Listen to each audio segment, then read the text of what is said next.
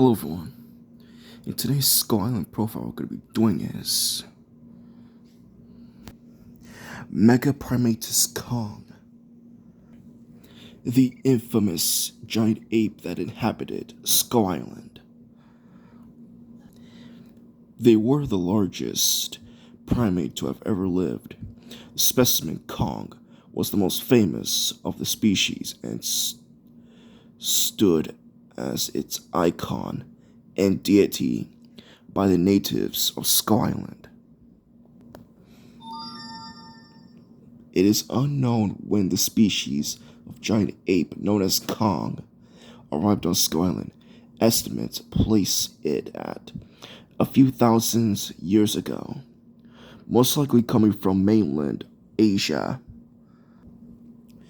A possible ancestor for Kong could be the prehistoric ape known as Coropithecus, as Coropithecus grew to around 10 feet in height, while Kong regularly grew to be 20 feet or more, based on skeletons found on Skull Island. If Kong is descended from Coropithecus, then it must have adapted quickly to the dangers of Skull Island. The Coropithecus is an extinct giant species of gorilla native to tropical rainforests of Africa and a member of the Gorillinae family due to the nature of the gorilla/ape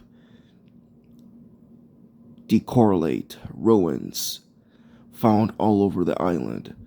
It is hypothesized that Kong's kin came over with human civilizations and may have been used, possibly even bred, as guards, deities, or something else, based on the habitats of other great apes. It can be presumed that Kong lived in small family groups, with females and young guarded by the much larger males. They would live where food was plentiful, ranging down from the uplands into the jungle and the lush growth to be found there. Kongs would feed on leaves, shoots, fruits, and some invertebrates and small animals. As with other apes, communication is vital among Kong species, with vocalization a prime component, but also including posturing and certain nuances of body language. Certainly, Kong's impressive chest pounding displays served to demonstrate his dominance, as well as intimidate rivals and frighten enemies. Something as simple as a grunt may have been significant to discourage some predators, of which the young were in constant danger, as even an infant Kong would make a handsome meal for a V-Rex. Kong himself was brought back to New York with Carl Denham expedition, was thought to be the last of his kind, and his death more than likely brought about the extinction of his species. Though Kong was only the only one, but fortunately in the past, the Kongs were already doomed. And for its origins, The origins of Kong's species is obscure as Skull Island itself, but what seems certain is that his kind arrived no earlier than a few thousand years ago, and were not originally native to the island at first, but they later evolved into an indigenous species. Mainland Asia is the likely point of ancestral origin. Though a Kong's physiology bears a strong resemblance to that of African gorillas, some have theorized that the giant Pongoi great ape Gigantopithecus is a possible ancestor. If so, Kong's kind has increased in size dramatically in a short space of time. Perhaps this was a natural response to the danger of the island. The predatory dinosaurs and other aggressive inhabitants, or perhaps it was evidence of selective breeding. Ape effigy bearing ruins aboard, supporting the theory of Kong's kin being reserved by the ancient humans of the island. Perhaps the massive apes were also bred by them. Perhaps they were brought with the ancient human colonists from some lost empire in Asia. The answer to these questions may never be known.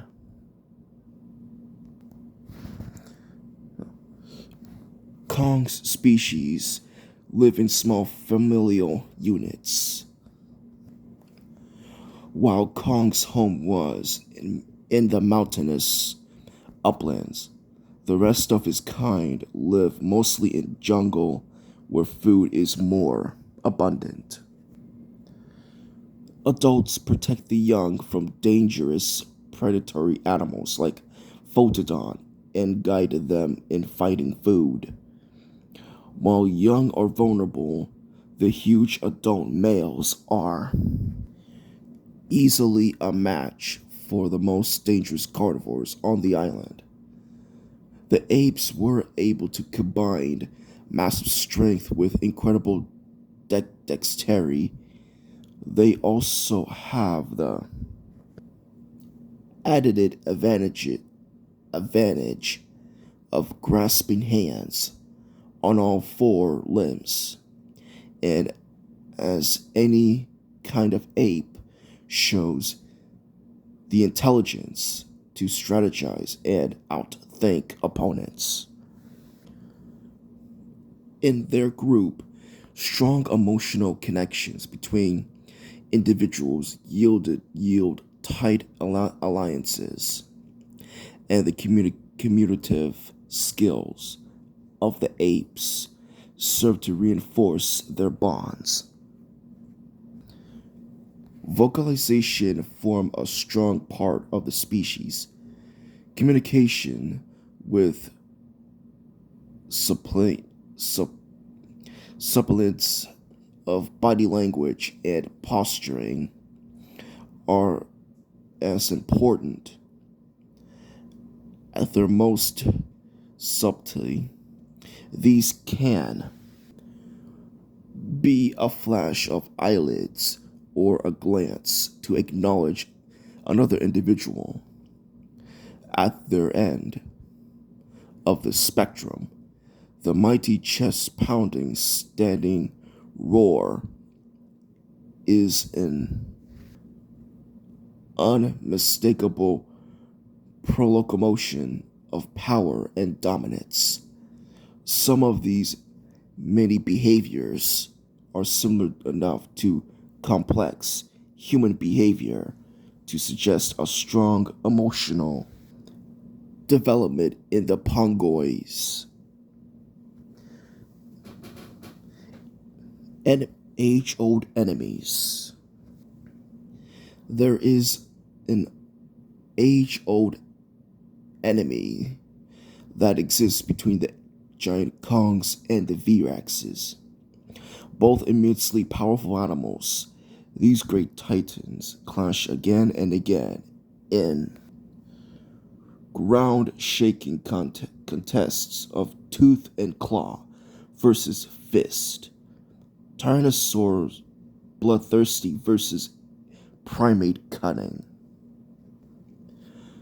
V-Rexes view young Kongs as a worthy prey and are brave or foolish enough to risk injury to get them.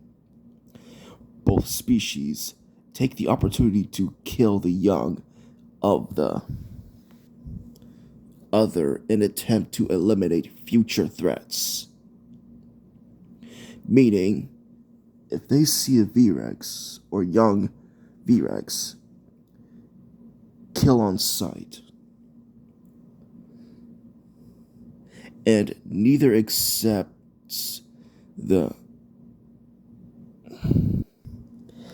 encroachment of the other into their territory. Subaltern V-Rexes are less wary than their seniors, and in a hurry to establish territory of their own, will be led into conflict with the apes. The apes use whatever lay at hand as weapons, and the V-Rexes come armed with massive, crushing Gen trap jaws.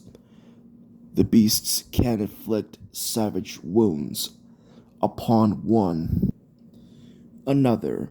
Most clash are short, one party backing off when the odds are elevated as out of their favor. But when the stakes are high enough, the conflicts become a battle to the death.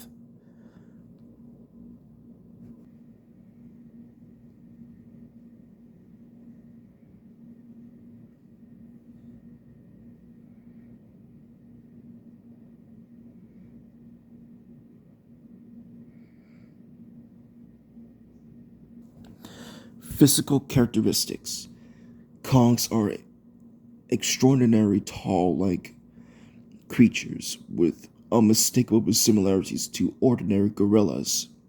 They can grow up to 25 feet tall, have black fur, brown eyes, and walk on their knuckles or on fours.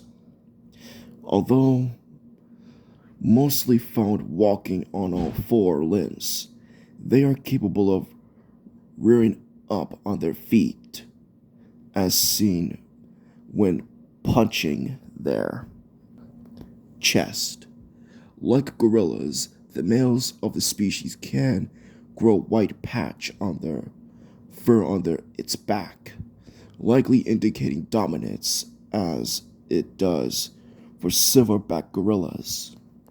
They possess immense physical strength, presumably scaled up from their smaller counterparts, and are capable of jumping, virtually something that's oddly gorillas have not been seen doing. While the Kongs weigh up at 8 to 12 tons in weight. And behavior. Kongs appear to possess intelligence comparable to those of ordinary apes, although some of their movements suggest a superior intelligence more comparable to humans. Kong was seen intelligently tossing Andero around from hand to hand and to foot. During his fight with the three V-Rexes, he also displayed surprisingly advanced fighting tactics during the battle. He later appeared to be playful, scoff at Anne, just before picking her up and placing her on his shoulder, apparently realizing that she needs him more than he needs her. Kong also appears to be very affectionate, friendly, funny, and playful. Kong himself seemed to enjoy playing with Anne, first on top of the mountain when he knocked her down, repeatedly seemed to enjoy watching her fall down. Then later in New York at the skating rink, they also very protective as he was over Anne, risking his life multiple times to protect her after seemingly having a relationship like a protective parent. Kong reacts immediately to her screams of terror and aids her with no regard for the danger, even the fighter planes which he couldn't have ever seen before.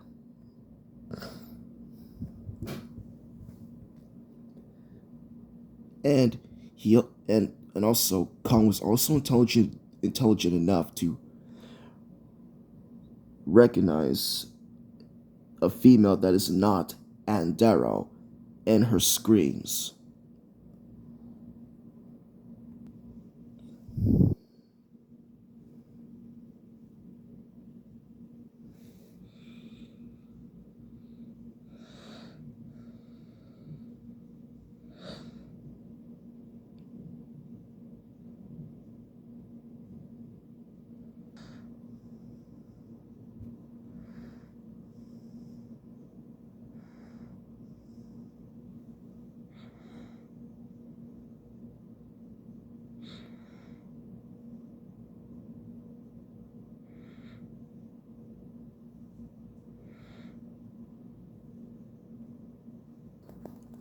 Now for Kong's diet. The Megaparmatus Kong is an omnivorous creature that ate a wide variety of foods, such as bamboo, mammals, plants, termites, insects, fish, birds, eggs, and fruits. They've sometimes eaten meat from both large and small mammals, and also carcasses, but they never ate humans, like other gorillas. And Kong did have some natural predators. Megaparmatus had many foes, like V-Rex was the top predator, as were Venatosaurus, Photodon, and Pteropus mordax. These were a constant threat to the young. Full-grown adult, fully grown males were equal to match for any V-Rex, though the more bold V-Rex would have been determined to kill the young at even risk injury or even death, while a V-Rex had the advantage of massive bone-crushing jaws and armored skin. Megaparmatus had the advantage of their intelligence, massive strength, and grasping hands.